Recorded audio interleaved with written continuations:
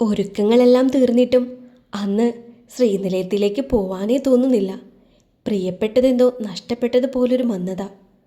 ഞാൻ കാത്തിരിപ്പുണ്ട്, പെട്ടെന്ന് വാ സീതാലക്ഷ്മി എന്ന് പറഞ്ഞു കൊതിപ്പിക്കാൻ അവൻ അവിടെയില്ല. കുസൃതികളും കുറുമ്പുകളുമായി നിഴൽ പോലെ നടന്ന് സുരക്ഷയൊരുക്കുന്ന തണൽ ഇന്നിത്തിരി ദൂരെയാണ്. ശ്രീനിലയത്തിലെ അവൻ അരികിലേക്ക് ഓടിയെത്താനുള്ള ധൃതിയില്ല മനസ്സിനും കാലുകൾക്കും. കലങ്ങി മറഞ്ഞു കിടക്കുന്ന ഹൃദയതാളം പോലും വിരഹവേദനയുടെ നേർത്ത സംഗീതം പോലെ വേദനിപ്പിച്ച് രഹസിക്കുന്നു. വേർപിരിഞ്ഞ ഓരോ നിമിഷം തൊട്ടും നിരന്തരം അവൻ ഓർമ്മകൾ കൊണ്ട് വേട്ടയാടുന്നു. കിരൺ വർമ്മ എന്ന മനുഷ്യൻ അവളിലേക്ക് കടന്നു വന്നതിലെ പൂർണ്ണതയറിഞ്ഞത് വേർപാടിന് ശേഷമുള്ള ശൂന്യതയിലാണ്. സീത സുധാകരൻ്റെ മുറിയിലേക്ക് ചെന്നു. പോവാനായോ? തെളിഞ്ഞ ചിരിയോടെ അയാൾ സീതയെ നോക്കി. അച്ഛൻ പതിവില്ലാതെ അസുഖങ്ങളുടെ ആലസ്യമില്ലാതിരിക്കുന്നത് കണ്ട് സീതയ്ക്ക് ആശ്വാസം തോന്നി. അവളും ചിരിയോടെ മൂളി. നല്ലോണം വൈകാൻ നിൽക്കണ്ട, തിരിച്ചു പോരാൻ. ഒറ്റയ്ക്ക് വരുന്നതല്ലേ, കുറച്ചുകൂടി നേരത്തെ വിടാൻ പറയണം അവരോട്. സീതയെ നോക്കി അയാൾ ഓർമ്മിപ്പിച്ചു. അവൾക്ക് അമ്പരപ്പ് തോന്നി. ഇന്നോളം ഇങ്ങനൊരു വാക്ക് പോലും പറഞ്ഞു കേട്ടിട്ടില്ല. താൻ വരുമ്പോൾ മൗനം കൂട്ടുപിടിച്ച് കിടക്കുന്ന ആളാണ്. സങ്കടം വന്നു അവൾക്ക്. അച്ഛൻ്റെ അടുത്തൊന്ന് വന്നിരിക്കുമോ നീ? അയാൾ ആവശ്യപ്പെട്ടു. അവളുടെ ഹൃദയം വീണ്ടും വീണ്ടും വേദനിച്ചു. രക്തം പൊടിഞ്ഞു. സീത അയാൾക്കരികിലിരുന്നു. എന്നോട് വെറുപ്പായിരിക്കും, എനിക്കറിയാം. എല്ലാം എൻ്റെ തെറ്റാണ്. ആവുന്ന പ്രായത്തിൽ ഞാൻ നന്നായി ആഘോഷിച്ചു നടന്നു. അന്നും ഇന്നും എന്നെക്കൊണ്ട് ദുരിതത്തിലായത് നിങ്ങൾ മക്കളാണ്. അയാളുടെ സ്വരത്തിൽ പതിവില്ലാത്ത പ്രസന്നത. സീതയ്ക്ക് വീർപ്പ് മുട്ടി. നിങ്ങളുടെ അമ്മയെ ഒരു മനുഷ്യസ്ത്രീയായിട്ട് കൂടി പരിഗണിച്ചിട്ടില്ല ഞാൻ. അതുകൊണ്ടായിരിക്കും അവൾ നിങ്ങളെ കൂടി മറന്നുകൊണ്ട്. അതിൽ മാത്രമാണ് എനിക്ക് അവളോട് ദേഷ്യം. തെറ്റ് ചെയ്തത് ഞാനല്ലേ? സുധാകരൻ സീതയെ നോക്കി. എൻ്റെ മോളും ഇടുക്കിയാണ്, അച്ഛനെ ശപിക്കരുത്. പെട്ടെന്ന് അയാൾ അവളുടെ കയ്യിൽ അമർത്തി പിടിച്ചു. എന്തിനാ ഇപ്പോൾ ഇങ്ങനെയൊക്കെ പറയുന്നേ? സീതയുടെ സ്വരം ഇടറി. ഒന്നുമില്ല, എൻ്റെ നെഞ്ചിലെ ഏറ്റവും വലിയൊരു ഭാരമാണ്. അതൊന്ന് ഇറക്കി വെക്കണമെന്ന് തോന്നി. അയാൾ ശ്വാസം മുട്ടുന്നത് പോലെ പിടഞ്ഞു. സീത വെപ്രാളത്തോടെ എഴുന്നേറ്റു. അയാൾ ഇറക്കി വെച്ച ഭാരം അത്രയും അവളുടെ നെഞ്ച് ഏറ്റെടുത്ത് കഴിഞ്ഞിരുന്നു. പേടിക്കണ്ട, എനിക്കൊന്നുമില്ല, മോള് പോയിട്ട് വാ. വീണ്ടും അയാളുടെ കൈകൾ സീതയുടെ കയ്യിൽ തൊട്ടു. ശാന്തത നിറഞ്ഞ ആ മുഖം. സീതയുടെ മനസ്സ് പക്ഷെ വീണ്ടും കലുഷിതമായി. വെള്ളം വേണോ? അവൾ ചോദിച്ചു. വേണ്ട. അയാൾ കിടക്കയിലേക്ക് പതിയെ കിടന്നു. ഒരു നിമിഷം അത് നോക്കി നിന്നിട്ട് സീത പുറത്തേക്ക് നടന്നു. വാതിലിനപ്പുറം പാർവതി നിറഞ്ഞ കണ്ണോടെ നിൽപ്പുണ്ടായിരുന്നു. അത് കണ്ടിട്ടും ഒന്നും മിണ്ടാതെ അവൾ ഇറങ്ങിപ്പോയി. അപ്പോൾ ഇന്ന് തന്നെ ജോയിൻ ചെയ്യല്ലേ? വാസുദേവൻ കണ്ണനെ നോക്കി. അവൻ പതിയെ തലയാട്ടിക്കൊണ്ട് എഴുന്നേറ്റു. Kiran, are you okay? അയാൾ കണ്ണൻ്റെ നേരെ നോക്കി. Yeah, I am okay sir. ചെറിയൊരു ചിരിയോടെ അവൻ പറഞ്ഞു. എന്നിട്ട് പുറത്തേക്കിറങ്ങി. ഓഫീസിന് മുന്നിലെ കസേരയിൽ മിത്തു ഇരിപ്പുണ്ട്. നീ പോയില്ലേ? ഓഫീസിലെത്താൻ വൈകില്ലേ മിത്തു? അവനെ കണ്ട് കണ്ണൻ ചോദിച്ചു. ഇല്ല, ഞാൻ ലേറ്റ് ആവുമെന്ന് വിളിച്ചു പറഞ്ഞിട്ടുണ്ട്. ലേറ്റ് ആയാലും എന്നെ അവിടെ കണ്ടാൽ മതി ആ പിശാചിന്. മിത്തു കണ്ണടച്ച് കാണിച്ചുകൊണ്ട് പറഞ്ഞു. എന്തായി? എന്ത് പറഞ്ഞു എം ഡി? മിത്തു ആകാംക്ഷയോടെ എഴുന്നേറ്റുകൊണ്ട് കണ്ണനെ നോക്കി. എന്താവാൻ, ഇന്ന് തന്നെ ജോയിൻ ചെയ്യാൻ. പകരം ഒരാളെ കിട്ടുന്നത് വരെയും. കിട്ടിയ ആ നിമിഷം ലീവ് തരാമെന്ന്. നിരാശയിൽ നെറ്റിയിലൊഴിഞ്ഞുകൊണ്ട് കണ്ണൻ പറഞ്ഞു. ഡോൺ വറി മാൻ, നമുക്ക് നോക്കാടാ. ഒട്ടും പറ്റുന്നില്ലെങ്കിൽ പോട്ടെ പുല്ലെന്നും പറഞ്ഞുകൊണ്ട് ഇറങ്ങിപ്പോയേക്കാം.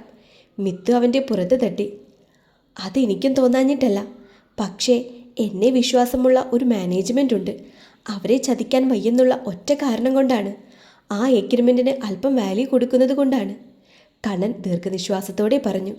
ഇന്ന് തന്നെ ജോയിൻ ചെയ്യാൻ പറഞ്ഞത് നന്നായി. ഇല്ലെങ്കിൽ ഫ്ലാറ്റിൽ പോയിരുന്ന് സെൻറ്റി അടിച്ച് നിനക്ക് വട്ടായി പോകുമായിരുന്നു. മിത്തു കളിയായി പറഞ്ഞു. കണ്ണൻ ചിരിയോടെ അവനെ നോക്കി. എങ്കിൽ ഞാൻ പോട്ടെ ഇനി? മിത്തു കണ്ണനെ നോക്കി. പോയിട്ട് വാ, കണ്ണൻ പറഞ്ഞു. തിരികെ തൻ്റെ കൺസൾട്ടിംഗ് റൂമിലേക്ക് നടക്കുമ്പോൾ മനസ്സൊന്ന് ശാന്തമാക്കാൻ കണ്ണൻ ശ്രമിച്ചുകൊണ്ടേയിരുന്നു.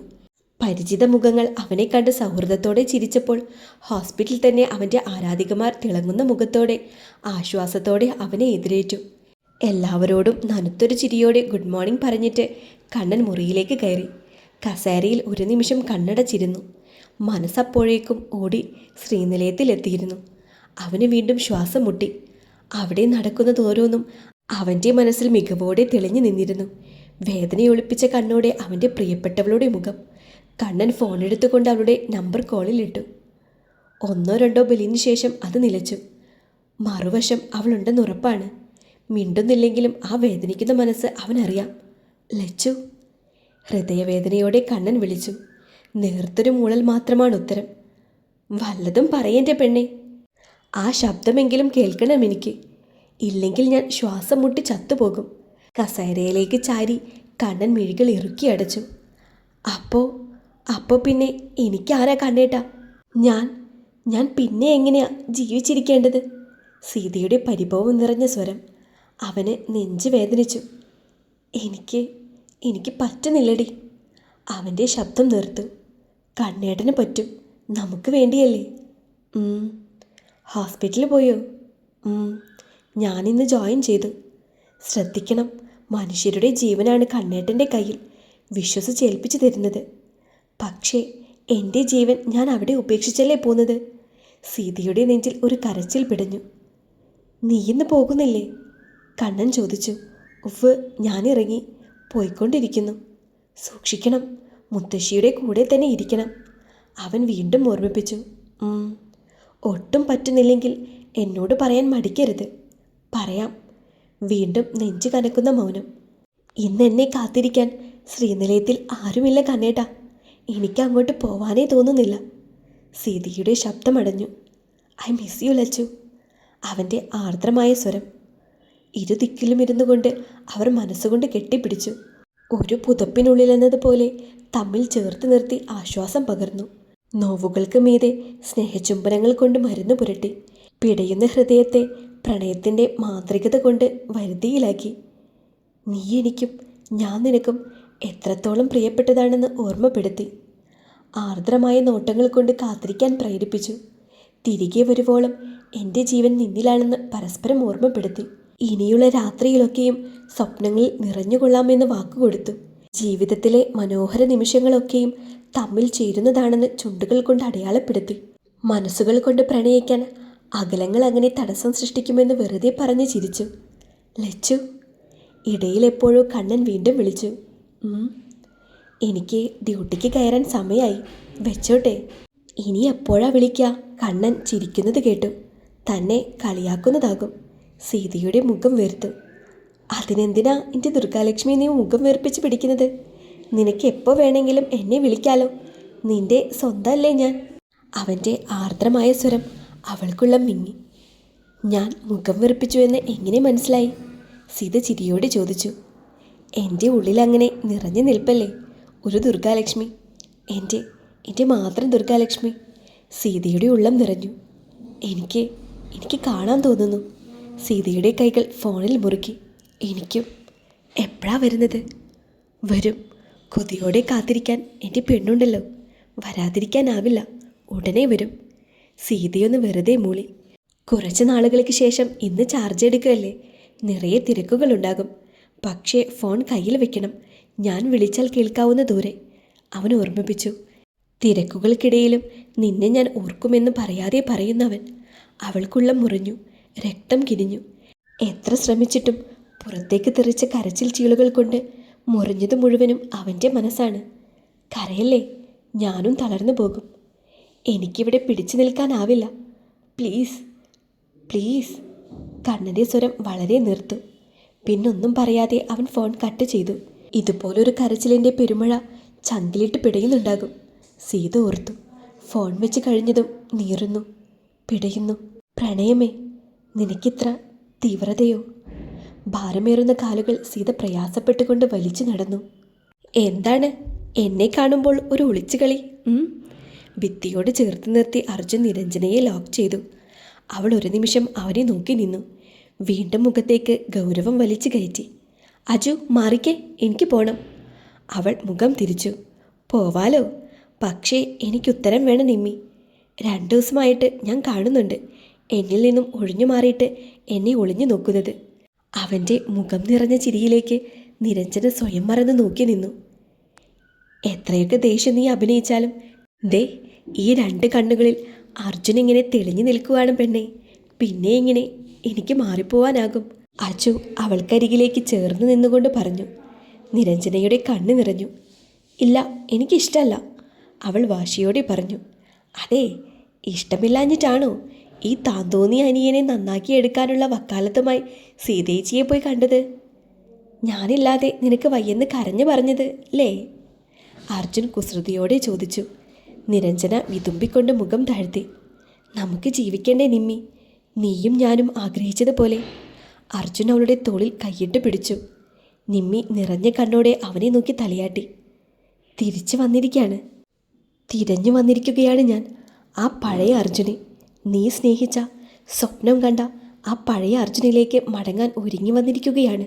ചെന്നു കയറി കൊടുത്ത ഇടങ്ങളിൽ നിന്നും എനിക്കെതിരെ പ്രതീക്ഷിക്കാത്ത അറ്റാക്കുണ്ടാകും, എനിക്കുറപ്പുണ്ട്. പക്ഷേ നീ കൂടെയുണ്ടെങ്കിൽ എനിക്ക് പിടിച്ചു നിൽക്കാനാകും, അവർക്കെതിരെ പൊരുതി നിൽക്കാനാകും. അർജുൻ്റെ വാക്കുകൾ കടുത്തു. എനിക്ക് പേടിയുണ്ടാജു. പിണക്കം മറന്നതുപോലെ നിമ്മിയുടെ കൈകൾ അർജുൻ്റെ കയ്യിൽ മുറുകി. എനിക്ക് വിശ്വാസമുണ്ട്, തെറ്റിൽ നിന്ന് തിരിഞ്ഞു നടക്കുകയല്ലേ ചെയ്തത്. എൻ്റെ ചേച്ചിമാരുടെ പ്രാർത്ഥനയിൽ, നിന്റെ പ്രണയത്തിൽ ഈ വിശ്വാസം മാത്രം മതി എനിക്കെന്നെ തിരിച്ചു പിടിക്കാൻ. അർജുൻ അവളുടെ കയ്യിൽ ചുണ്ട് ചേർത്തുകൊണ്ട് പറഞ്ഞു. നിമിഷ നേരം കൊണ്ട് നിമ്മി ചുവന്നുപോയി. അവൾ അവനിലേക്ക് പതുങ്ങി. ഒരു ഉമ്മ തന്നപ്പോഴേക്കും എന്നിലേക്ക് പതുങ്ങിയ നീയാണോ നിമ്മി എന്നെ വേണ്ടെന്ന് പറഞ്ഞിട്ട് പോയിരുന്നത്, എന്നോട് മിണ്ടാതെ നടന്നത്? അർജുൻ അവളെ നെഞ്ചിൽ ചേർത്ത് വെച്ചുകൊണ്ട് ചോദിച്ചു. അവൾ ഒന്നും മിണ്ടാതെ അവനെ നോക്കി. അതും സ്നേഹമായിരുന്നു അല്ലേ? എനിക്കറിയാം. അർജുൻ അവളെ നോക്കി കണ്ണടച്ച് കാണിച്ചു. വിരസത നിറഞ്ഞ പകലിൽ നിന്ന് ഒച്ചിനെ പോലെ ഒട്ടും സ്പീഡില്ലായിരുന്നു. എന്തെല്ലാം ചെയ്തിട്ടും സമയം പിന്നെയും ബാക്കിയാകുന്നു. സീതയുടെ വിങ്ങുന്ന മനസ്സറിഞ്ഞുകൊണ്ട് മുത്തശ്ശി ഒരു വാക്കുകൊണ്ട് പോലും അവളെ ശല്യപ്പെടുത്തിയിരുന്നില്ല. കണ്ണൻ്റെ അഭാവം അവളുടെ മുഖത്ത് കാർമേഘം പോലെ മൂടിക്കിടന്നു. ഉള്ളിൽ അലറി വിളിക്കുന്ന നോവിൻ്റെ ആഴത്തെക്കുറിച്ച് എന്നിട്ടും രണ്ടുപേരും പരസ്പരം പങ്കുവെച്ചില്ല. മുത്തശ്ശി ഇന്ന് കൂടുതൽ ക്ഷീണിതയെപ്പോലെ കട്ടിലിൽ ഒതുങ്ങിക്കൂടിയപ്പോൾ അകത്തിരുന്നാൽ ഭ്രാന്ത് പിടിക്കുമെന്ന് തോന്നിയ ഏതോ നിമിഷം സീത മുറിക്ക് പുറത്തേക്ക് നടന്നു. ഫോൺ കയ്യിലെടുക്കാൻ മറന്നില്ല. ജീവശ്വാസം പോലെയൊരുവൻ വിളിച്ചേക്കും.